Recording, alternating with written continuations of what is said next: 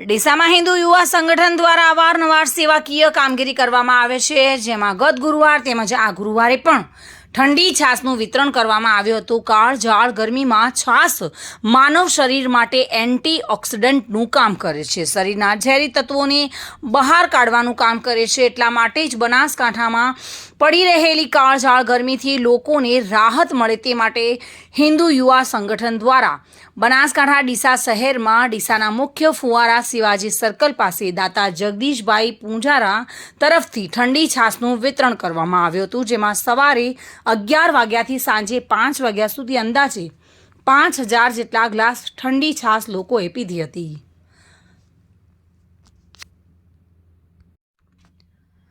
તમે જોઈ રહ્યા છો કે ડીસા અને સમગ્ર દેશની અંદર કાળઝાળ ગરમી યથાવત પડી રહી છે.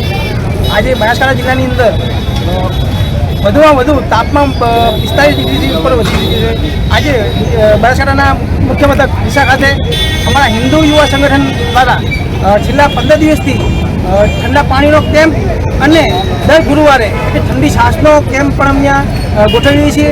હાલ તાપમાન ગરમીનો પારો 45 ડિગ્રીથી વધુ છે, એટલા માટે અહીંયા હિન્દુ યુવા સંગઠન ડીસા શહેર દ્વારા અમે અહીંયા ઠંડી છાશનું આયોજન કર્યું છે અને રોજનું પાણીની પણ પડનું આયોજન કર્યું છે. જે રોજની 50 થી 60 બોટલો પાણીનું વિતરણ થાય છે અને છાશ એટલે કે અત્યારે ઓછામાં ઓછી 1500 લીટર જેવી છાશ ઓછામાં ઓછી વપરાય છે. હાલ તો કલાકની અંદર આટલી છાશનું વિતરણ થયું છે. આખો દિવસ અમે સવારથી મોર્નિંગ સાંજ સુધી છાશનું વિતરણ કરીશું. એ જ અમારું અત્યારે ધ્યેય છે. જેમ ગરમી પડી છે એ રીતે અમે લોકોની સાથે સેવા આપીએ છીએ. એવી જ રીતે અમે લોકોને પણ અપીલ કરીએ છીએ કે ગરમી યથાવત પડી રહી છે તો તમે પણ તમારું શરીરનું ધ્યાન રાખો. જો વધારે ગરમી હોય તો તમે બહાર ન નીકળો. અને અમારા ખાસ ગોલ્ડન બી ઠક્કર જે પાણી માટે ખૂબ સરસ સેવા આપે છે, તો ચેતન મહિનાથી પોતે સેવાની પોતે કામગીરી હાથમાં લીધેલી છે, એનું મને કહું છું. અને દરેક સેવાકીય સંસ્થાઓને પણ હું વિનંતી કરીશ કે હાલ ગરમી પડી છે, ગરમી વધારે પડી રહી છે, પોતે પણ આ રીતે કોઈક નવું આયોજન કરે, લોકોને રાહત મળે એવું આયોજન કરે. જય શ્રી રામ. જય શ્રી રામ. ડીસા શહેરમાં બનાસકાંઠા જિલ્લાનું મુખ્ય મથક છે, જેમાં અસંખ્ય ગામડાની પબ્લિક અહીંયા વેપારી મથક છે, એના કારણે અહીંયા આગળ ખરીદી કરવા આવતી હોય છે. જ્યારથી ગરમીની શરૂઆત થઈ છે ત્યારથી બનાસકાંઠા હિન્દુ યુવા સંગઠન બનાસકાંઠા ભારત દ્વારા ડીસા શહેરના ફુવારા સર્કલ નજીક બરફ પાણીની શરૂઆત કરી છે. એના પછી વધુ ગરમી પડવાના કારણે એક દાતાશ્રી જગદીશકુમાર સગાળચંદ ઠક્કર દ્વારા છાશનું પણ કેમ્પ કર્યું છે. આજે ત્રીજું ગુરુવાર છે.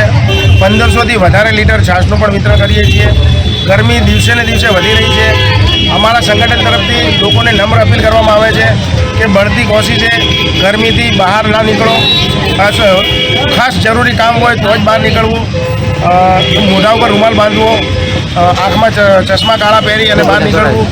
ગરમીથી બચવા માટે લોકો અનેક સેવાકીયો કામ કરે છે અને અમારા સંગઠન વતી એક નમ્ર અપીલ છે લોકોને કે વધુ તો કંઈ નહીં પણ એક વૃક્ષ જરૂર વાવે પોતાના ઘર આગળ, કેમ કે વૃક્ષો નિકંદન થવાના કારણે ગરમીનો વધારો થઈ ગયો છે. એટલે અમારા સંગઠન તરફથી એક નમ્ર વિનંતી છે કે દરેક વ્યક્તિ પોતાના ઘર આગળ એક વૃક્ષનું વાવેતર કરે. સંગઠનના અધ્યક્ષ મનોજસિંહ ઠાકુર, ઉપાધ્યક્ષ હિતીસિંહ રાજપૂત, મહામંત્રી ગોલ્ડનભાઈ ઠક્કર, મંત્રી કેબી ચૌધરી, યુવરાજભાઈ ઠાકુર સહિત હિન્દુ યુવા સંગઠન ભારતના હોદ્દેદારો મોટી સંખ્યામાં ઉપસ્થિત રહ્યા હતા અને કાર્યક્રમને સફળ બનાવ્યો હતો. ચિરાગ શ્રીમાળી સાથે bureau report, today Gujarati news.